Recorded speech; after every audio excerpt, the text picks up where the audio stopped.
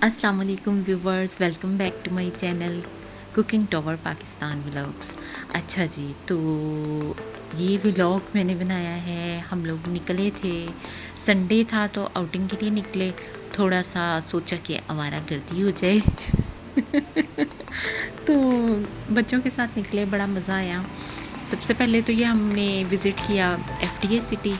ये मेट्रो के पास है, मेट्रो जो सुपर मार्केट है उसके पास।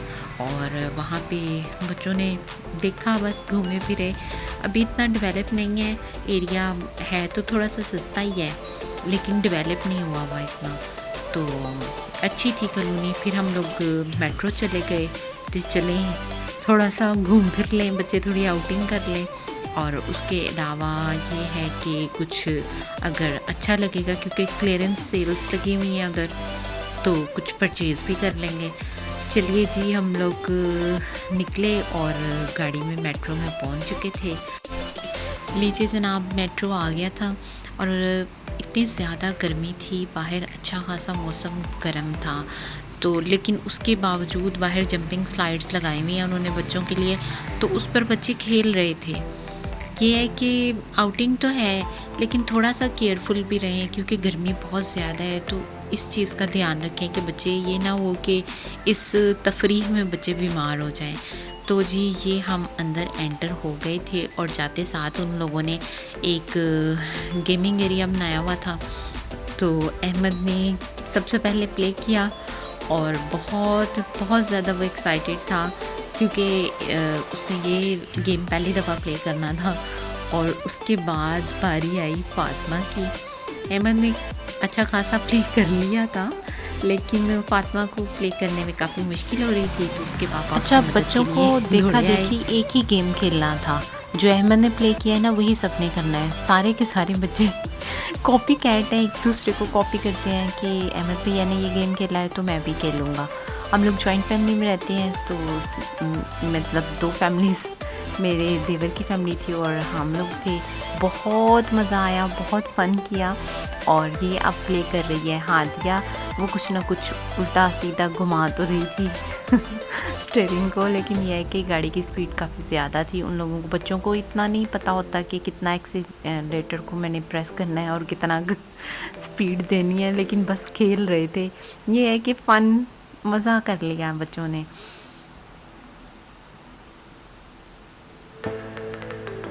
फाइनली सब ने प्ले कर लिया तो हम लोग आगे चले।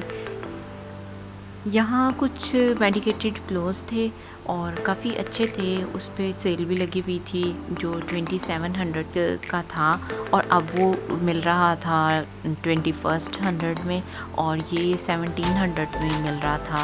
कुशन्स थे। मुझे तो सबसे ज़्यादा ये क्यूट और मज़े के लगे। मेरे घर में बेड पर पड़े हुए हैं, लेकिन ये है कि कितने मैं घर में सजा सकती हूँ। दिल तो करता है कि ये सारे का सारा जो बॉक्स है ना, वही उठा कर ले जाऊँ। लीजिए जनाब, ये कुछ चीज़ें थी जिन पर उन्होंने ना क्लियरेंस सेल्स लगाई हुई थी और मैंने विज़िट किया, लेकिन मुझे कुछ ख़ास अच्छी नहीं लगी। और क्लियरेंस में भी उन पे अच्छा ख़ासा उन लोगों ने मतलब उसकी प्राइस रखी हुई थी। तो ये एक मुझे सेट अच्छा लगा था। और बाकी मैंने चीज़ें देखी हैं, ये मुझे समझ में नहीं आया कि ये क्या चीज़ थी। अगर आप लोगों को पता हो तो काइंडली मुझे लाज़मी बताइएगा कि ये क्या चीज़ है। ये बहुत सारी थी जो उन्होंने क्लियरेंस में दी हुई थी। ये रहा चिमटा, लेकिन चिमटा बड़ी लो क्वालिटी का था, अच्छा नहीं था। तो उसके बाद हम आगे चलते चलते पहुँचे एक और कॉर्नर पे, और यहाँ पर सारा जो एरिया है ना, उसमें उन लोगों ने एलसीडीज़ वगैरह लगाई हुई हैं और मोबाइल वगैरह, मोबाइल फ़ोन का ये एरिया था। इस तरफ दाएं हाथ हमारे बैटरीज थी और सेल्स थे, ये जिस तरह से आपको स्क्रीन पे नज़र भी आ रहा होगा। और वो कुछ हमने परचेज़ भी किए, क्योंकि ब्लड प्रेशर में ख़त्म हुए थे ब्लड प्रेशर की मशीन के लिए। तो मैंने वैसे सुना है कि ब्लड प्रेशर की मशीन के लिए ना, मैंने एक डॉक्टर है, उन्होंने मुझे बताया था कि आप लोग जो सेल यूज़ करते हैं ना, उससे एक्यूरेट बीपी पता नहीं चलता। तो उन्होंने कहा था कि आप लोग जो चार्जेबल सेल्स होते हैं ना उनको यूज़ करें। और ये कुछ कंफर्टर्स थे, कुछ यहाँ पे खेस थे जिनको उन्होंने बड़ी रोल करके उसका तकिया सा गोल पिलो सा बनाया हुआ था, बड़े प्यारे लग रहे थे। और साथ में थी बेडशीट्स जो थी उनमें डिस्काउंट लगाया हुआ था उन्होंने, लेकिन सिंगल बेडशीट्स थी, डबल नहीं थी। 999 में मिल रही थी सिंगल बेडशीट। और स्टफ़ तो अब मैं ओपन करके देख नहीं सकती थी, लेकिन देखने में ओवरऑल अच्छी ही लग रही थी। और ये कुछ एरिया था जिसमें उन्होंने कुछ बर्तन लगाए हुए थे प्लास्टिक के, और साथ में उन पे भी क्लियरेंस सेल लगी हुई थी। अब हम पहुँचे चलते चलते जो किड्स गारमेंट्स थे उसके पोर्शन में। अच्छी थी, और ये बच्चों ने कुछ पुतलों के साथ छेड़छाड़ की बातें की, मज़े किए, फ़न कर रहे थे और घूम फिर रहे थे अच्छे से। और ये कुछ ट्राउज़र्स थे, लेडीज़ ट्राउज़र्स थे, और ये बच्चों के थे नाइट सूट्स थे। और ये सॉक्स मुझे अच्छी लगी थी जो मैंने परचेज़ की। ये 250 रुपये में 3 का पेयर था, और सॉक्स की क्वालिटी काफ़ी अच्छी थी, तो ये मैंने परचेज़ की थी। और ये कुछ टी शर्ट्स थी बच्चों की, और साथ में ये नाइट सूट्स थे। फातिमा को तो वो ऑरेंज वाला पसंद आ रहा था, और हादिया ब्लू पे हाथ रख रही थी। और ये कुछ कुर्ता थे जो मतलब गर्ल्स के लिए थे, अब हम लेडीज़ तो नहीं पहन सकती, लेकिन अच्छे थे और 699 में मिल रहा था। और रैबिट लॉन स्टफ़ था उसका, अच्छा था। मुझे ये कुर्ता पसंद आया था, ये सितारा का था, और ये तकरीबन 1400 to 1500 में मिल रहा था, वो दिखाई नहीं दे रहा उसमें।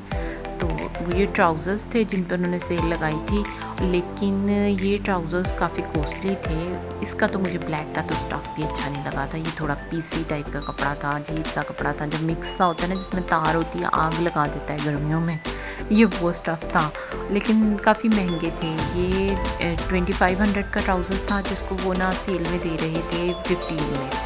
और ये सूट्स थे, 3 पीस थे, ये भी सितारा के थे, और साथ में लॉन दुपट्टा था। इनका स्टफ़ अच्छा था। और साथ में कुछ और थे, औरतें तो जितने मर्ज़ी कपड़े हों, औरतों का दिल नहीं भरता, बस दिल करता है कि लेती जाएं। औरतों का हाल भी ना दोज़ख वाला ही है, हल में मज़ीद वो कहती है कुछ और बाकी है। अल्लाह माफ़ करे, अस्तग़फिरुल्लाह, अल्लाह ताला हम लोगों को दोज़ख के अज़ाब से बचाए।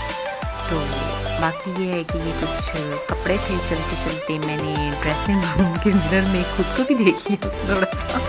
और ये आगे कुछ बच्चों की टी शर्ट्स थी जो कि 700 में मिल रही थी, 750 में, अच्छी थी। और यहाँ आ गए हम लोग कॉस्मेटिक्स के कॉर्नर में। इसमें बहुत वाइड रेंज है। ये मेट्रो पे ना आप लोगों को हर कंपनी की और प्रोडक्ट्स मिल जाएंगी, और होती भी मतलब ओरिजिनल है, अच्छी हैं, ऑथेंटिक हर चीज़ मिल जाएगी। लीजिए जनाब, ये आ गया था साबुन का, सोप और हैंड वॉश का कॉर्नर था। वहाँ से गुज़रते हुए हम आगे पहुँचे तो ये कुछ कुर्ते थे जो स्टिच्ड थे। ये सितारा का था, 1750 इसकी प्राइस थी, और मुझे बड़ा पसंद आया। कुछ और भी मैंने देखे, लेकिन मुझे सबसे अच्छा यही लगा। अंगरखा स्टाइल में इसको स्टिच किया हुआ था, और घुम सिलाई में उसमें लैस दी हुई थी। ये मुझे पसंद आया था परचेज़ करने के लिए। और बाद में मैंने इसको अच्छे से देखकर इसके बाजू भी चेक किए। बाजुओं पे भी थोड़ा सा उन्होंने ये जोड़ लैस लगा के ना, जिसको सीढ़ी लैस भी बोलते हैं, और साथ में आगे लैस लगाई थी। और हमें ख़रीदना था डिटर्जेंट जो कि ख़त्म हो चुका था, तो वो परचेज़ किया। और उसके बाद हम लोग आ गए इस कॉर्नर में। इस कॉर्नर में आपको मतलब क्लीनिंग के लिए हाउस होल्ड में जो जो चीज़ें रिक्वायर्ड होती हैं ना, उसकी एक वाइड रेंज मिल जाती है आपको। वो जैसे कहते हैं ना कि जब कमाद में घुस गए हैं तो गन्ना नहीं पसंद आता, उस तरह से आपको समझ नहीं आती कि आप क्या चीज़ परचेज़ करें। ये मॉप थे, काफ़ी अच्छे लग रहे थे, यूज़ करने से तो पता चलता है ना। और ये डस्टबिन्स की एक वाइड रेंज थी, बाथ टब्स थे, और भी बहुत सारी वैरायटी थी एवरी थिंग की। और प्राइस भी डिफरेंट थी। ये हम आए चावल के कॉर्नर पे। चावल बड़े मतलब क्वालिटी में जो ओपन पड़े हुए थे वो तो बहुत छोटे छोटे से चावल थे। यहाँ पे एक चावल का पैक था जिसका नाम था अम्मी चावल। मैं बता रही थी अपनी देवरानी को, मैंने कहा कि ये चावलों का नाम ये है। वो कहती ध्यान से देखना था, बास ये भूखे होने थे। चावल अच्छे थे जो पैकिंग में थे, लेकिन जो उनके अपने चावल थे वो तो बहुत लो क्वालिटी के थे, बहुत छोटा छोटा सा चावल था। और ये आ गए हम मोहम्मद के फेवरेट कॉर्नर में, और उसके पापा के भी, और मानी को भी, मेरा जो देवर है उसको भी बहुत पसंद है ये टूल्स और एवरीथिंग, जनरेटर्स, ये जो सब कुछ है जो गाड़ियों से मुतल्लिक सामान है वो लाजमी, ये उनका फेवरेट कॉर्नर है। यहाँ से जो परचेज़ करना होता है वो करते हैं, और जो जो न्यू टेक्नोलॉजी और न्यू थिंग्स आई होती हैं वो उसके मुतल्लिक पूरी इन्फॉर्मेशन रखते हैं। दोनों बाप बेटा, हादिया और बाकी बच्चे खेल रहे थे म्यूज़िकल चेयर्स, क्योंकि वो लोग तो मगन थे अपने इन सारे औजार।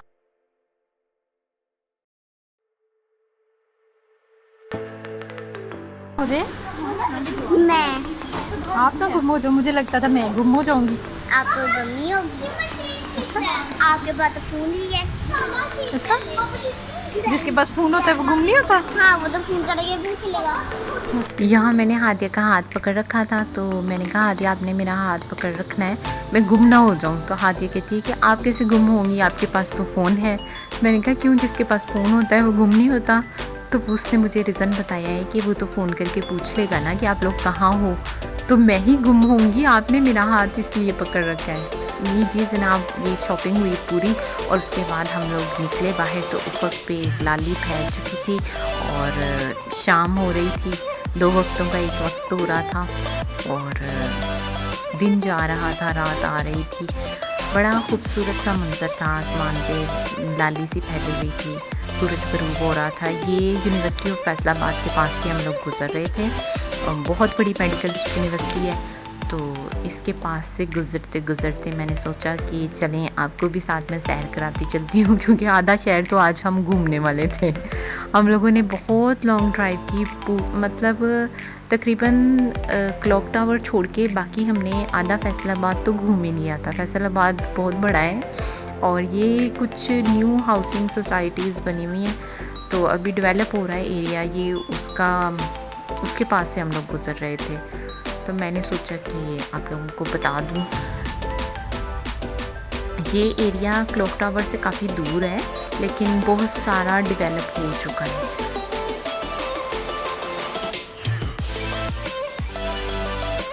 शाम होते होते काफ़ी ज़्यादा रश हो गया था, क्योंकि ज़ाहिर बात है जो मुसाफिर थे, जो काम पे गए हुए हैं, वो उन्होंने लौट कर रात को घर को आना है। रात अल्लाह ताला ने बनाई ही आराम के लिए है, और दिन के थके हारे घर को लौट कर ही आना है।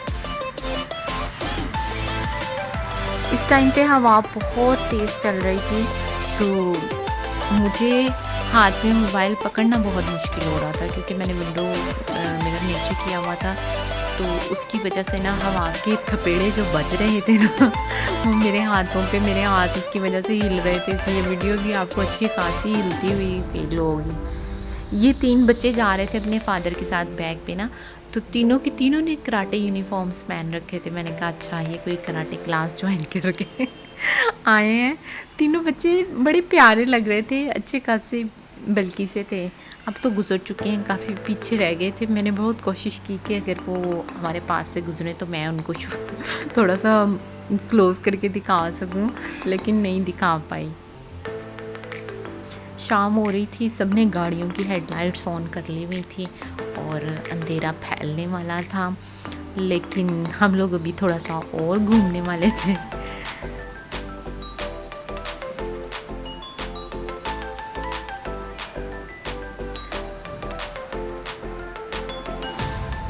गाड़ी में बैठ के भागते दौड़ते मनाज़र देखते हुए बहुत मतलब अच्छा फील हो रहा था।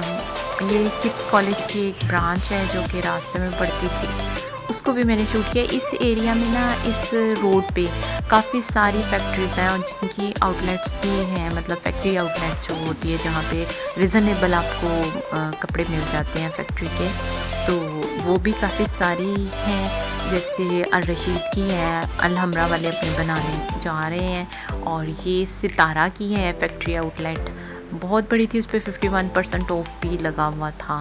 लेकिन हम लोग इस वक्त, बच्चों को बहुत ज़्यादा भूख लग चुकी थी और हम लोग इस वक्त डिसाइड कर रहे थे कि क्या खाना है। तो दरमियान में कुछ लोगों का ये था कि हम लोग फ्राइड चिकन खाएंगे सैम्स का, और आधे बच्चे कह रहे थे कि हमें पिज़्ज़ा खाना है। तो बस अभी तक ये डिसाइड नहीं हो पा रहा था कि कहाँ से खाएं।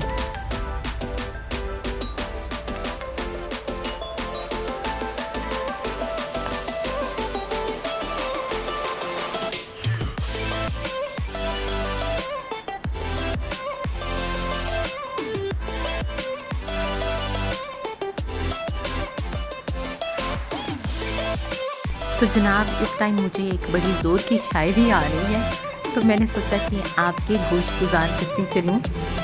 तो शायरी एक छोटी सी नज़म है जिसमें फासले और रास्तों का ही जिक्र है।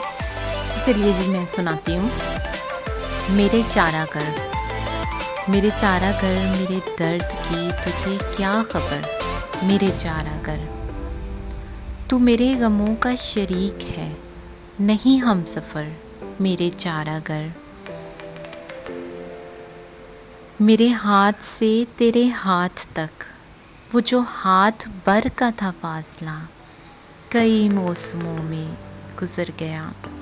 उसे नापते, उसे काटते मेरा सारा वक्त निकल गया। नहीं जिस पे कोई निशाने पा, मेरे सामने है वो राह गुज़र, मेरे चारागर। मेरे दर्द की तुझे क्या खबर, मेरे चारागर। वाह वाह, खुद ही से मैं अपने आप को एक शाबाशी भी दे देती हूँ। आप लोग तो वीडियो देखने के बाद ही कोई कमेंट करेंगे। लीजिए जनाब, ये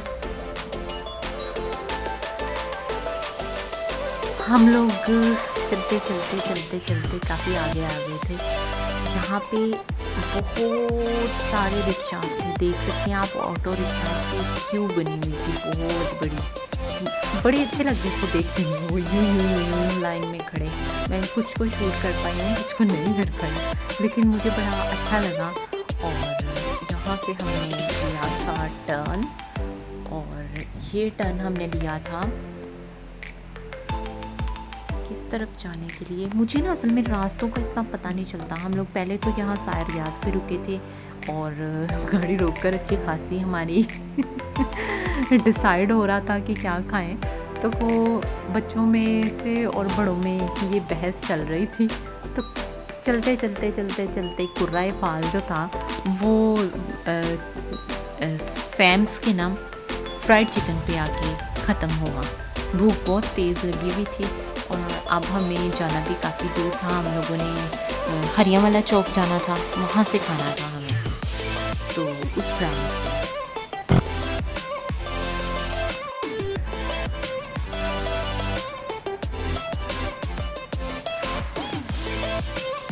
अच्छा, दिन के वक्त जो दरख्त और जो मतलब सूरज की छुआएं पड़ रही थी, जो बड़ी भली और खुशनुमा लग रही थी। जब रात का अंधेरा फैल रहा था तो जिन जिन एरियाज़ में रोशनी नहीं थी, उन एरियाज़ में मतलब दरख्त जो थे वो बड़ी हैबतनाक से और बड़े ड्राउना सा मंजर पेश कर रहे थे, और मुझे अच्छा खासा उससे फील भी हो रहा था जहाँ जहाँ अंधेरा था।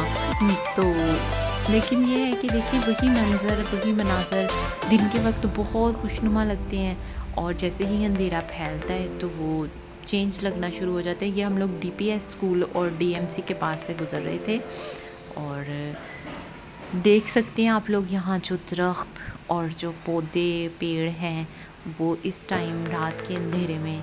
ये लीजिए, आप चंदा माँ भी देख लीजिए जो कि दिखाई दे रहा है। अच्छा, अब हम इकबाल स्टेडियम के पास से गुज़र रहे हैं। इस रोड पे इतनी गोलगप्पों की ये जो मतलब आप कह सकते हैं इसको क्या कहते हैं, स्ट्रीट फूड लगता है, ठीक है, गोलगप्पे लगते हैं और वो मुकाबले पे बैठे हैं। आपको दिखाई दे रहे होंगे कि कितनी ज़्यादा इस रोड पे गोलगप्पों की हैं स्टॉल्स। बहुत मज़े के गोलगप्पे होते हैं, 100 टाइप्स की, वो साथ में चटनियाँ, खट्टा मीठा देते हैं। लेकिन इस टाइम पे हमारे साथ बच्चे थे जिनमें से 2 का गला ख़राब था और उनको गोलगप्पे बिल्कुल नहीं खिलाने थे और हम लोगों ने भी अपने दिल पे पत्थर रख के नहीं खाए। माएँ यही सोचती हैं कि हमें जिस तरफ से मतलब हम अपने बच्चों को प्रोटेक्ट कर सकते हैं हम करें। लीजिए जनाब, एक और हम थोड़ी अंधेरी सी सड़क से गुजर रहे हैं। ये रोड काफ़ी ज़्यादा अंधेरे वाली थी। लीजिए अब आ गए हैं हम थोड़े से गुंजानाबाद एरिया में। इस रोड पे अच्छा खासा रश था और काफ़ी ज़्यादा रोशनी भी थी।